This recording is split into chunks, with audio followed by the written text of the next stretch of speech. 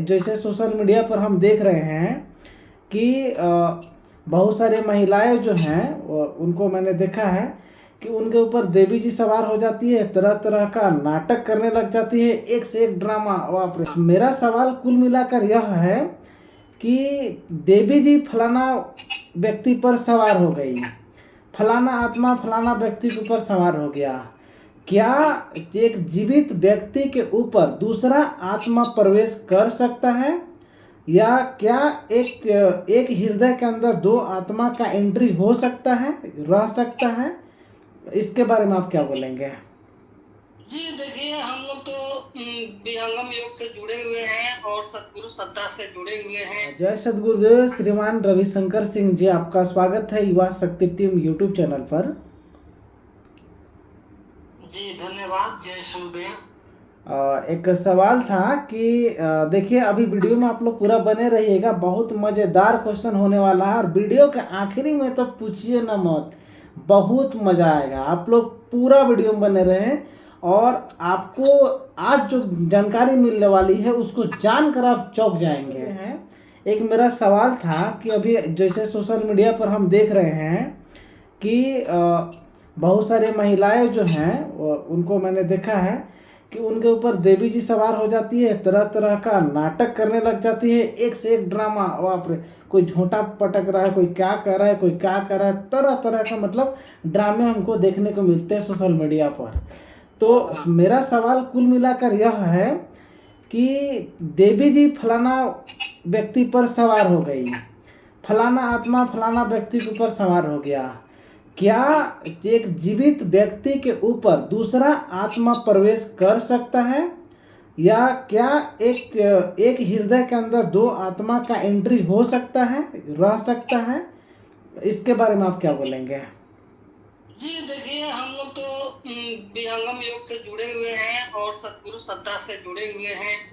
हम लोगों को स्वर्गेद पर पूर्ण विश्वास है और जो सदगुरुदेव भगवान हम लोगों को स्वर्गेद ग्रंथ दिया है, उस ग्रंथों को हम लोग बहुत बढ़िया से पढ़ते हैं, समझते हैं। तो उसके अनुसार हम आपको बताना चाहते हैं, ये समाज में आजकल जो ये देखने को मिलता है कि बहुत सारी औरतें में लगती है और लोग कहता है कि भूत पकड़ लिया है।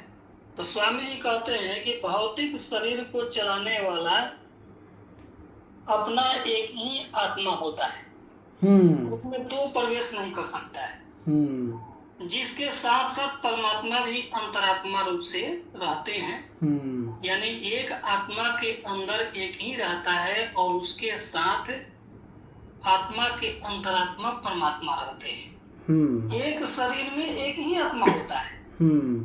आजकल जो यह भ्रांति फैली हुई है कि प्रायः किसी स्त्री के शरीर में सुबह शाम समय में देवी माँ का आगमन होता है, शरीर कांपने लगता है, बाल बिखर जाते हैं, आंख चढ़ जाती है, आवाज बदल जाती है, शरीर घूमने लगता है और शरीर में प्रवेश की हुई माता से जो कुछ भी पूछो जवाब मिलता है।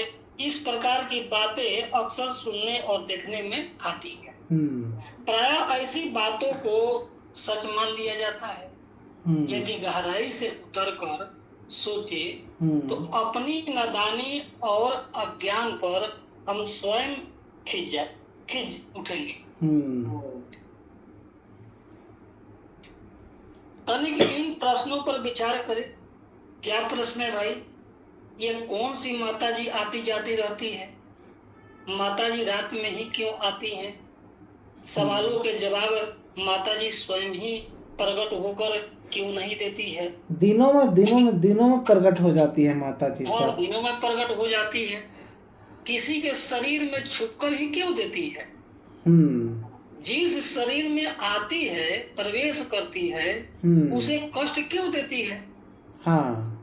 कि शरीर कांपने लगता है, उस माई के होशो हवास क्यों उड़ जाते हैं कि उसे अपना शुद्ध बुद्ध भी नहीं रहती है।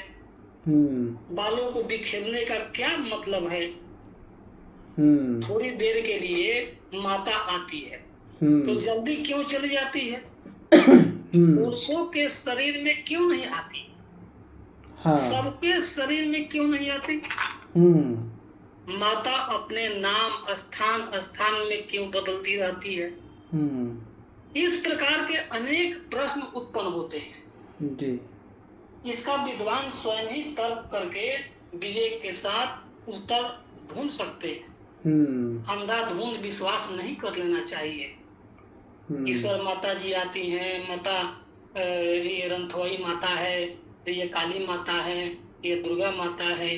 बहुत सारे भ्रांतियां ऐसी होती है और उनके टेढ़े मेढ़े आंख को देख करके भोले भाई लोग डर जाते हैं और वह डराने लगती है। हम जब डरते हैं तो उसी का वो नाजायज फायदा उठाने लगती है और भी डराने लगती है कि ये हमसे डर रहा है। हाँ। तो इसके सच्चाइयों को जानना बहुत आवश्यक होता है। बिल्कुल। यह कौन सी माता जी है हम नहीं जानते हैं। माता तो माता होती है। हाँ।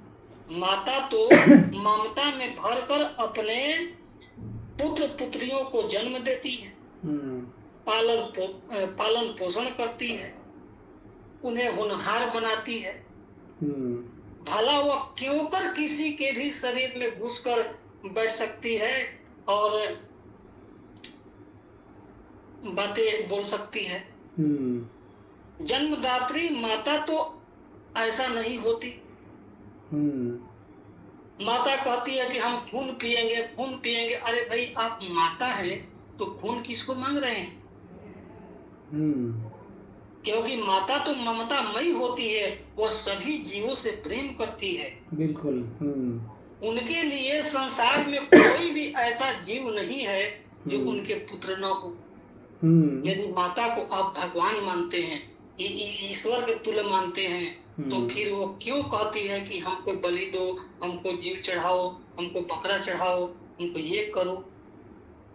बंधु, ये सब ढकोसला है, ये सब झूठी बातें हैं, ये सब अपना जीवा मांगता है, ये सब अपना ही सब विषय है, अपना ही हम भोजन मांगते हैं। माता तो माता होती है, वह कभी भी नहीं कह सकती है कि आप मुझे जीव मार के दो, मुझे बलि चढ़ाओ, मुझे ये दो, नहीं तो मैं अनष्ट कर दूंगी, आपको अनिष्ट कर दूंगी, आपको अशुभ कर दूंगी। ऐसा माता के मुख से वचन नहीं निकल सकता है। ये सब बनावटी बात है। पृथ्वी माता जो रोटी कपड़ा मकान देती है, भोजन की सब सामग्री जुटाती है, भला वह माता कैसे ये हमको जीवों की बलि मांग सकती है? कुछ लेने की इच्छा नहीं करती। वह तो देवी है। भला पृथ्वी माता किसी के शरीर में कभी नहीं। क्योंकि इतनी बड़ी विशाल पृथ्वी छोटे से शरीर में कैसे समा सकती है? जड़ होने के कारण पृथ्वी कभी सवाल जवाब नहीं कर सकती। जड़ में ज्ञान नहीं होता। पृथ्वी माता है, ये सारी दुनिया जानता है, और वेद भी कहता है कि पृथ्वी माता है। वो सबको जन्म देती है, सबको पालन पोषण करती है, सबको खिलाती पिलाती है, और वही माता कहे कि आप हमको जीव दीजिए। उनको जीव बलि लेने की क्या आवश्यकता है? जबकि उनके सारे के सारे उन्हीं का पुत्र है। हाँ, चाहे जड़ हो, चाहे अंडज हो, चाहे पिंडज हो, चाहे कुसमज हो, अस्थावर हो, कुछ ही हो, सब उन्हीं का दिया हुआ, उन्हीं का जन्म दिया हुआ सब जीव है। तो भला उन सब जीवों को माता कैसे मांग सकती है? वेद माता अर्थात ज्ञान माता, अर्थात परम पिता परमात्मा सबकी जननी है, सबकी माता है। वेद माता ईश्वर है जो सर्वव्यापक है, जिसका ज्ञान पाने से मानव मात्र का उद्धार होता है। वह भगवान माता क्यों बनेगा? सर्वांतर्यामी होने से वह तो पहले से ही हम आत्माओं के अंग संग हैं। भला उस सर्वव्यापक परम पिता परमात्मा का अवतरण कैसे हो सकता है? ईश्वर दो तो हो नहीं सकते, एक तो पहले से ही है, सदा से आत्मा के भीतर बाहर विद्यमान है, तो उसका दूसरा अवतरण इस शरीर में कैसे हो सकता है? कभी नहीं हो सकता है। ईश्वर न किसी के शरीर में प्रवेश कर सकते हैं और न ही किसी के शरीर में बैठ करके वह अपना संदेश सुना सकता है, क्योंकि ईश्वर जन्म नहीं लेता। ईश्वर किसी के शरीर में किसी छोटे शरीर में घुस करके वह अपना बखान नहीं करता। उस ईश्वर को जानने वाला कोई ऋषि होता है, कोई महर्षि होता है, कोई शिष्य होता है, साधक होता है, तब उस परमात्मा का अनुभव करता है। और जब उस परमात्मा को वह अनुभव कर लेता है तब उसकी वाणी बंद हो जाती है। कहने के लिए उसके पास वाणी रहती ही नहीं है, क्योंकि ईश्वर कहने का विषय नहीं है, माता कहने के विषय नहीं है। वह तो मन बुद्धि वाणी से परे की वस्तु है, उसको हम वाणी से बोल नहीं सकते हैं। स्वामी जी हमारे स्पष्ट कहे, सत्य असत्य से अलग है, 100% स्वरूप। 100% स्वरूप। हाँ, तो ये ऐसा है कि वह सत्य जो है वह सत्य असत्य दोनों से अलग है। इससे यह प्रमाणित होता है इस शरीर में किसी भी माता का अवतरण या प्रवेश नहीं होता, नहीं हो सकता है। ये सरासर फिजूल की बातें। अब जो अभी भी इसको सच मानते हैं कि माता शरीर में आती है, प्रश्नोत्तरी करती है, उनसे ही हम यह पूछना चाहेंगे कि यह कौन सी माता है जो उनके शरीर में प्रवेश करती है।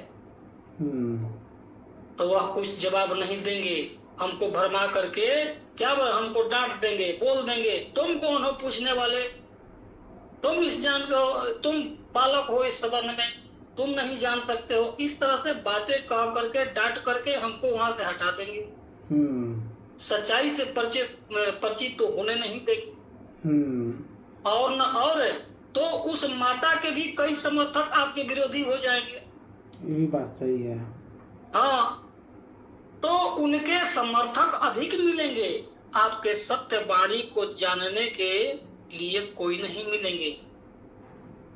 आप सत्य को जानने का प्रयास करेंगे, परंतु आपको सत्य जानने नहीं दिया जाएगा, क्योंकि उस माता के साथ और भी ऐसे लोग होते हैं जो अंधभक्त होते हैं, उनकी मति गति मारी गई होती है, और वही बात वह बोलते हैं जो माता बोलती है।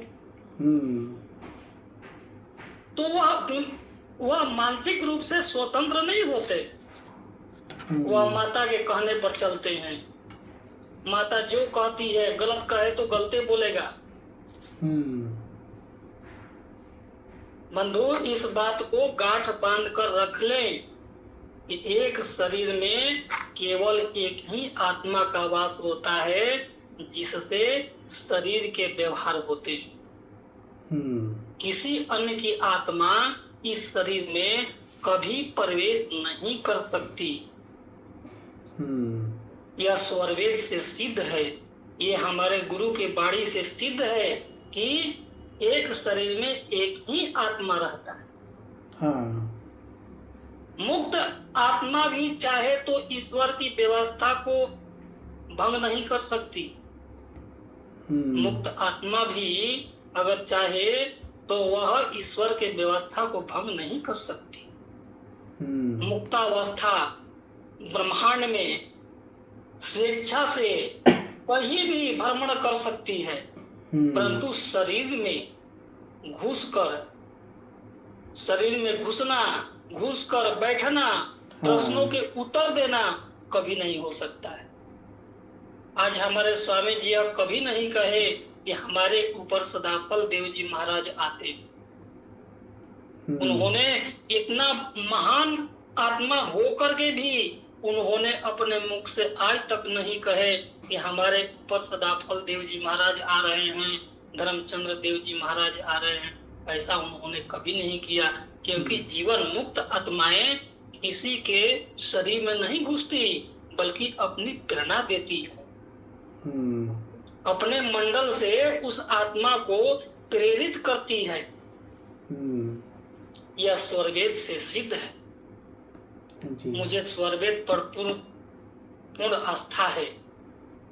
स्वरवेद तथा संत साहित्य जो कहता है उसी पर पूर्ण विश्वास रखता हूँ। झूठा मनगढ़ंत बात बताना हमें तनिक भी पसंद नहीं है, क्योंकि मैं सत्य का समर्थक हूँ। मुझे वही वाणी पसंद है जो अनुभव सिद्ध हो, जो अनुभव किया गया हो, जो प्रकृति से परे हो करके उस अक्षर मंडल को पार करके जो पूर्ण रूप से अनुभव किया गया हो, उसी वाणी पर मुझे पूर्ण विश्वास रहता है। उसी आप्त वाणी को मैं अपना समझिए, उसी पर मुझे पूर्ण विश्वास रहता है। अन्य कोई वाणी जो है उस पर हमें पूर्ण विश्वास नहीं रहता। सच तो यह है कि ऐसे पाखंड करके लोगों को माता के जागरण करवाने की दुकानदारी का विस्तार किया जाता है। इस बहाने सबका जेब खाली करवाने और माल उड़ाने और लोगों को ठगने का क्रिया चालू रहती है। धर्म के नाम पर ऐसी ठगबाजी की पोल खोलनी चाहिए। इसके लिए समाज को जागरूक होना चाहिए, ताकि धूर्त लोगों से सच्चे भक्तों की आस्था न टूटे। भोली भाली अज्ञानी गरीब आम जनता बच सके। आज समाज में क्या हो रहा है?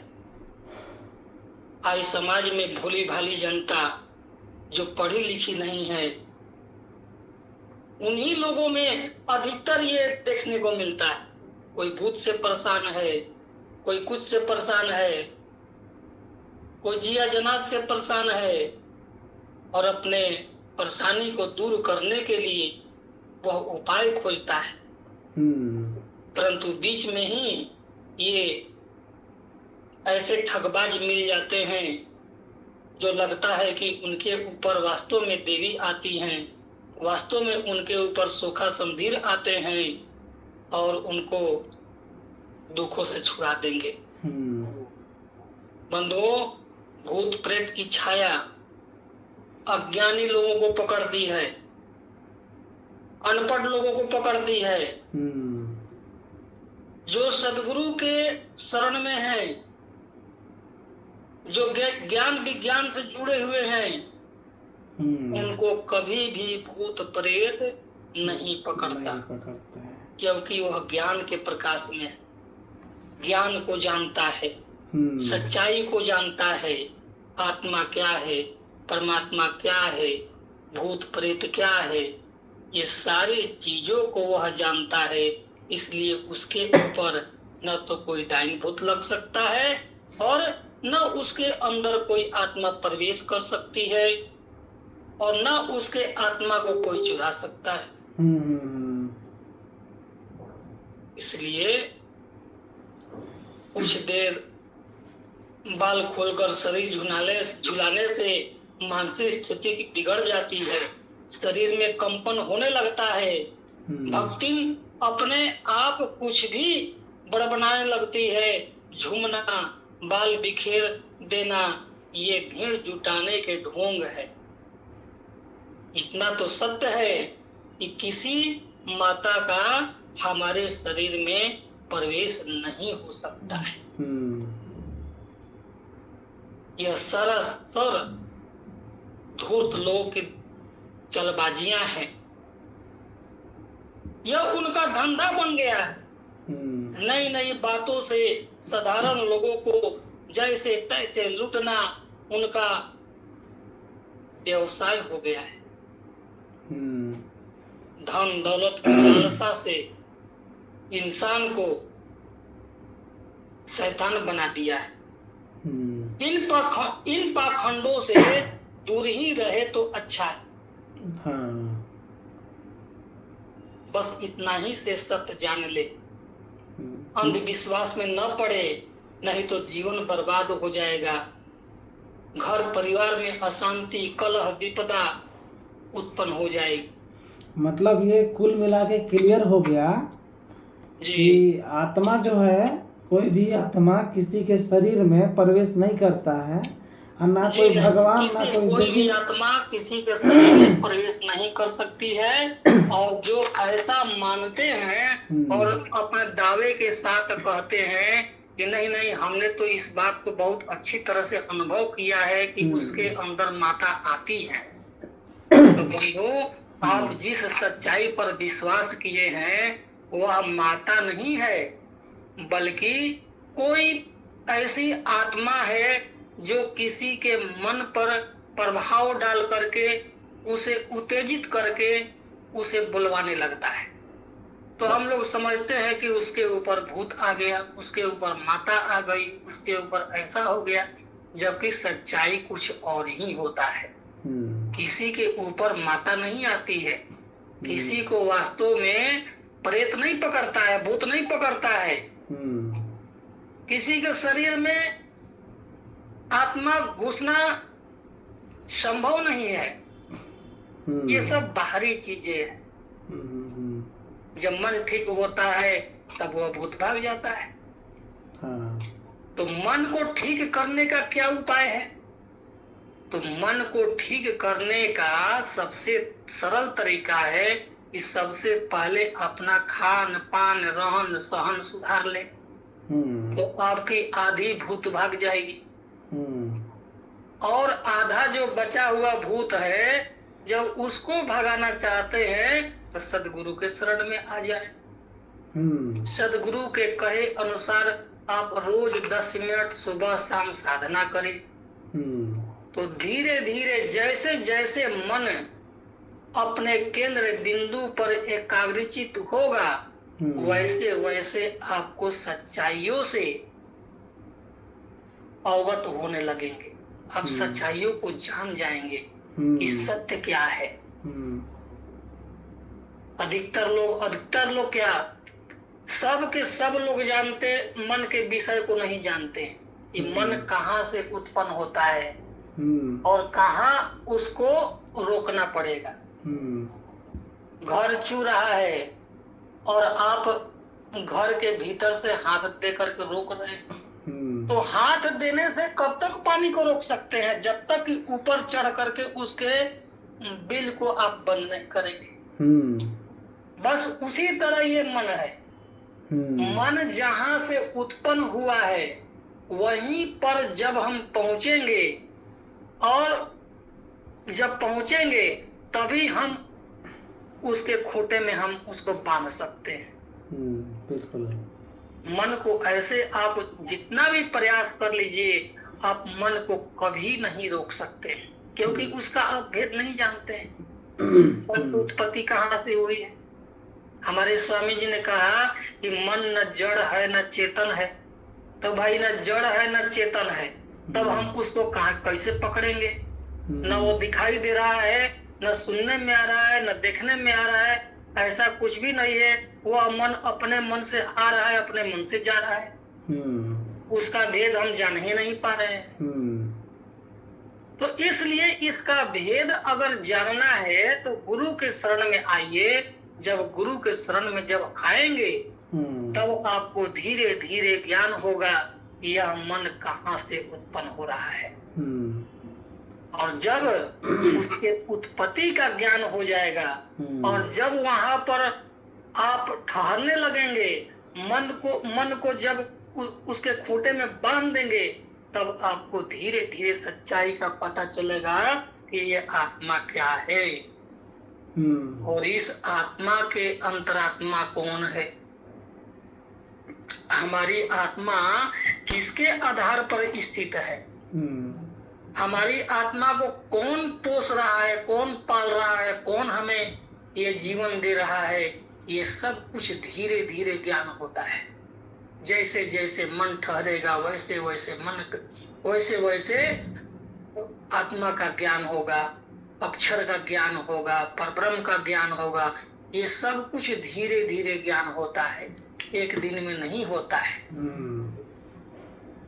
तो आगे पूछिए, क्या पूछना चाहते हैं जयप्रकाश जी? अभी तो फिलहाल इसमें यही एक प्रश्न था जिसका आपने समाधान किया। फाइनल हम लोग को ये मुझे मतलब जानकारी ये मिला कि किसी का शरीर में कोई भी दूसरा आत्मा नहीं पकड़ सकता है, ना कोई देवी देवता प्रकट हो सकता है उसके शरीर में। ये सभी अपना मनमानी तरीका से मतलब कुल मिला के करता है, राइट ना? हाँ हाँ बिल्कुल। एक शरीर में एक ही आत्मा रहती है, दूसरा आत्मा प्रवेश नहीं कर सकती है। ये वेद शास्त्रों से, सभी वेद शास्त्रों से ये सिद्ध है।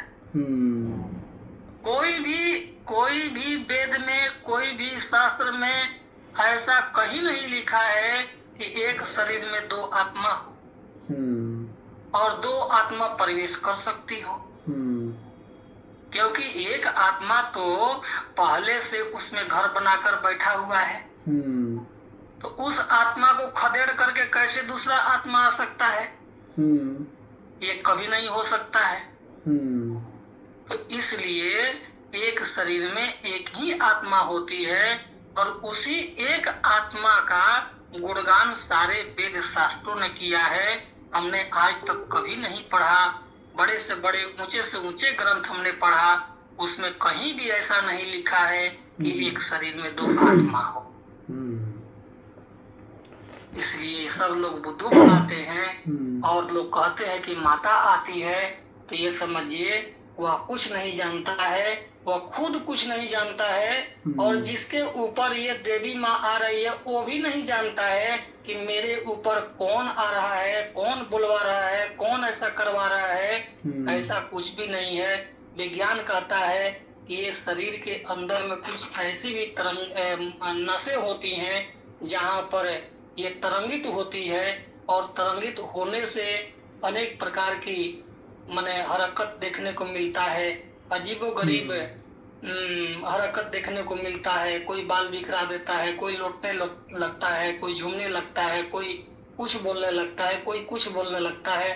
तो मनगढ़ंत भी बात बोलने लगते हैं और कोई जानबूझ कर भी ये कहने लगता है कि माता बलि मांग रही है, माता को बलि दीजिए, खसी दीजिए, मुर्गा दीजिए। अरे मूर्ख कहेंगे, ये माता कभी ऐसा कह सकती है कि तुम मुझे मुर्गा दो, खसी दो, तपावन चढ़ाओ, दारू चढ़ाओ, ये चढ़ाओ? ये सब देवताओं का काम है। देवता यही सब मांगते हैं। जो ऐसा मांगता है वो समझिए देवता नहीं, शैतान है। शैतान ही ये सब मांगता है कि हमें मुर्गा चढ़ाओ, खसी चढ़ाओ, ये चढ़ाओ, भेड़ चढ़ाओ। ये सब शैतानों की काम है और शैतानों से आप दूर रहेंगे तभी आपका आध्यात्मिक विकास होगा। नहीं तो उन शैतानों से आप डरते रहेंगे तो वह शैतान आपसे जबरदस्ती बलि मांगेगा और आपसे बलि करवा करके आपके ऊपर पापों का बोरा लाद देगा कि आप कई जन्मों तक आप उबर नहीं पाएंगे। जीव का बलि कहीं जाता नहीं है। जो जीव को आप मारेंगे वह कालांतर में आपसे अवश्य बदला लेगा। वह बदला छोड़ता नहीं है। सदगुरु कबीर साहब कहते हैं कि तुम चींटी मारो चाहे हाथी मारो, सब में जीव है और वह जीव एक दिन तुमसे अवश्य बदला लेकर ही रहेगा। बदला चुकाना पड़ेगा, हर हालत में चुकाना पड़ेगा। चाहे तुम एक जन्म में चुकाओ, चाहे तुम 100 जन्म के बाद चुकाओ, लेकिन उस आत्मा का हिसाब तुम्हें चुकाना ही पड़ेगा। इसलिए कोई भी ऋषि महर्षि, कोई भी वेद शास्त्र बलि की बात नहीं कहता है, भूत प्रेत की बात नहीं करता है कि तुम काली की पूजा करो और जीव बलि दो, तपावन चढ़ाओ, मुर्गा चढ़ाओ। ये सब ढकोसलाबाजी है बंधु। यदि आप अपने जीवन को उत्थान करना चाहते हैं, यदि आप जीवन को संवारना चाहते हैं, यदि आप दुर्लभ मनुष्य जीवन को आप सार्थक करना चाहते हैं, तो इन सब ठगबाजों से आप जल्दी से जल्द दूर हटिए और सदगुरु के शरण में आकर के अपने जीवन को संवारिए, उसको सुंदरता दीजिए, उसको जीवन मुक्ति के अधिकारी बनाइए। नहीं तो ये जीवन फिर मिलने वाला नहीं है। यह जीवन बार बार मिलने वाला नहीं है। ऐसा आप सोचते हैं कि हम मर जाएंगे तो पुनः हम मनुष्य शरीर में आ जाएंगे। बंधु, ये बात भूल जाइए, क्योंकि मनुष्य शरीर ऐसे नहीं मिलता है। जन्म जन्मांतरों के पुण्य जब उदय होते हैं तब मनुष्य जीवन मिलता है, और उस पुण्य में और भी पुण्य रहता है, तब जाकर के सदगुरु मिलते हैं। तो ये बड़े भाग मनुष्य तन पावा, तुलसीदास जी कहते हैं कि बड़े भाग से ये मनुष्य तन मिलता है। और इस मनुष्य तन का, ये मनुष्य तन का लक्ष्य नहीं है कि आप केवल खाते पीते रहिए और मौज मस्ती करते रहिए, घर बना लिए, द्वार बना लिए, सब कुछ बना लिया, हमारा लक्ष्य पूरा हो गया। बंधु, आप भारी अज्ञान में है। यह कोई लक्ष्य नहीं है। श्री गुरुदेव भगवान लिखे हैं, इस सर्व मनुष्यों का प्रधान लक्ष्य ईश्वर प्राप्ति है, बाकी कर्तव्य सब गौण है। शादी विवाह करना, घर मकान बना लेना, पुत्र पुत्री उत्पन्न कर देना, ये सब आपके जीवन का प्रधान लक्ष्य नहीं है। इसको भी करना जरूरी है, कीजिए, परंतु ये कर्म कर लेने से आपको मुक्ति मिलने वाली नहीं है। मुक्ति का मार्ग जो है इससे भिन्न है, इससे अलग है। उसके लिए तो आप पुरुषार्थ करते ही नहीं है। कहाँ करते हैं? सुबह उठे, आप कमाने धमाने में लग गए, झूठ साज बोलने में लग गए, शाम होते होते थक गए और जाकर के सो गए। न तो अपने लिए आपने साधन किया, न भक्ति किया, न पूजा किया, न पाठ किया, न भगवान से कोई प्रार्थना किया। प्रार्थना किया भी तो केवल भौतिक संपत्तियों के लिए किया। अपने लिए क्या किया? अपने लिए आपने कुछ भी नहीं किया। तो बंधु, आप जाग जाइए और जाग करके अपने कर्तव्य को समझिए। घर बनाना, मकान बनाना आपका जीवन का लक्ष्य नहीं है। जीवन का लक्ष्य ईश्वर प्राप्ति है। उसमें आप आगे बढ़िए, उसमें आप लक्ष्य बनाइए।